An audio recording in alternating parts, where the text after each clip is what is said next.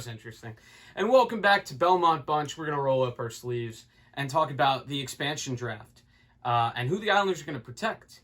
And I have some opinions, and I want to hear yours as well. But we'll start with mine because you can't respond mid-video. You could comment, but it's not mid-video. It's not live as I'm talking. I guess for you, anyway. So let's talk about who we're going to protect, the Islanders. I went with the 7-3-1 format because of reasons. Let's start with our 7 forwards. I think this Barzal kid might stick. I think he might stick. That's a tough one, though. So you got Barzal. Second, the captain. He showed, how good a leader he is.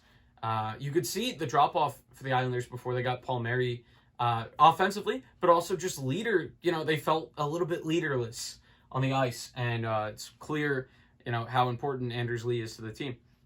Next up, not a controversial one again. You've got Brock, Brick Nelson. Sorry for that closed E. Just a very, very consistent second-line center. He's going to give you offense. He's pretty decent defensively. He's decent with faceoffs. I don't think I have to justify this.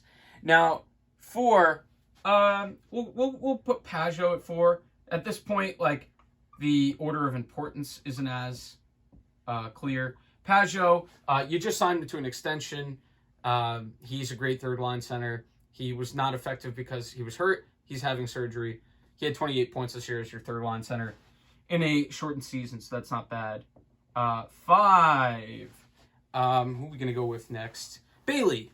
Josh Bailey. A little bit of a slight by accident not putting him higher, but that is Josh Bailey, isn't it? Josh Bailey, a guy who just does his job.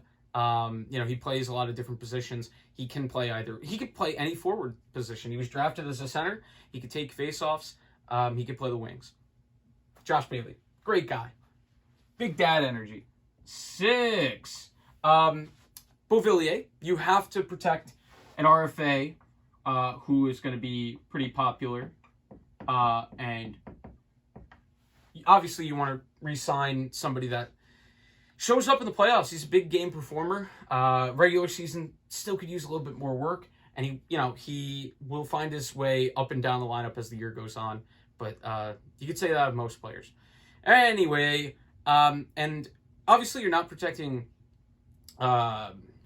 free agents. You protect restricted free agents, as we'll see another one. Another one. And for my last one, I think it's going to go this way. I think it is going to be Eberle. Now,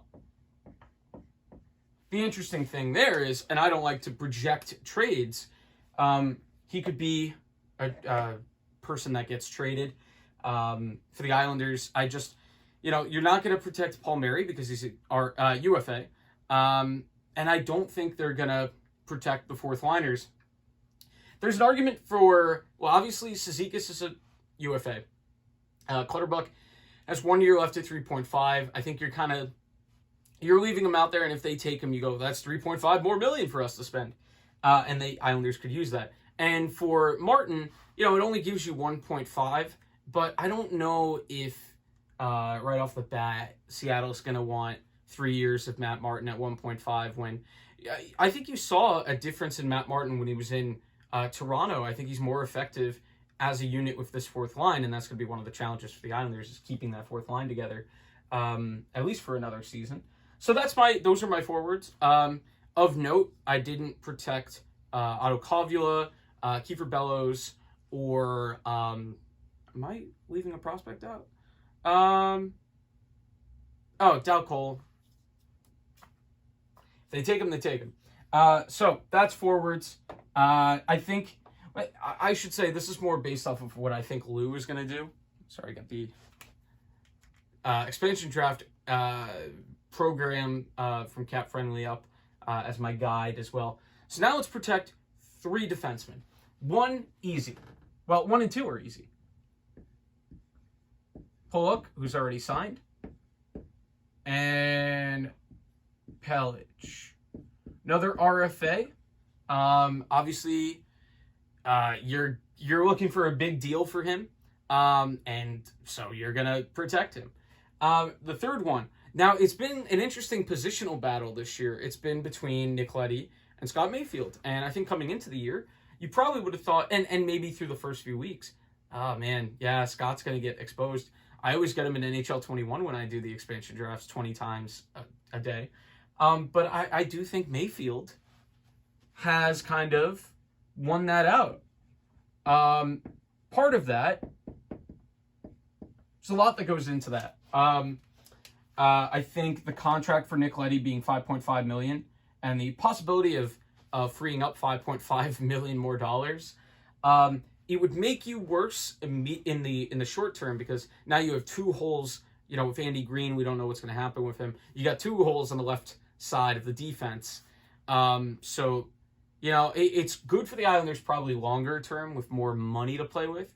And you'll see, you know, maybe the Islanders can replace that, but it would probably have to be for a similar cap hit. I wouldn't see too much better cap hits. Mayfield is on just such a good deal, and he played well, and he's become like he's been a top 4 defenseman, while Noah Dobson, who is exempt still in his rookie deal. Keep that in mind, because Ilya Sorokin doesn't have to be protected. I think some people forgot about that, and you know, they were and you know, to be fair, I thought this a while back as well, which makes the goalie a little bit easier. So a while back, I thought that we were going to lose Varley, but then I forgot that he is still well. What the Islanders are going to do is, well, he was still an RFA. He's not an RFA. I'm trying to remember what the rule is, but he was on a rookie deal this year, so I don't think I believe he's exempt, and I know he's exempt. So the Islanders are set in goal, although they do have to re-sign Sorokin. But I have a separate video on that, which I'm filming it. I just filmed it. I'm still trying to decide which one's going to come out first. Bear with me. So this is my protection list. I think for Seattle, Kiefer Bellows is probably a target. I think there are going to be some good players available. It depends on other trades. We already saw the Victor Arvidsson one. You're going to see, I think, more like that, where it's trading a guy, getting assets back, and being able to have that one more slot that you can use on a different player. And so that'll be interesting to see who does that. For the Islanders, I don't think there's a lot of guys that that's going to happen with, because they're in okay position. They're not in terrible position. If you're losing Kiefer Bellows, it's not the end of the world. I would try to caution against trading a first once again this year, unless it's by the deadline and you're so far close to the cup, and eventually you got to start making these first round picks, because we got to restock the minors and the prospect pool. But anyway, this is my Islanders protection list. I think, or again, this is what I think the Islanders will do.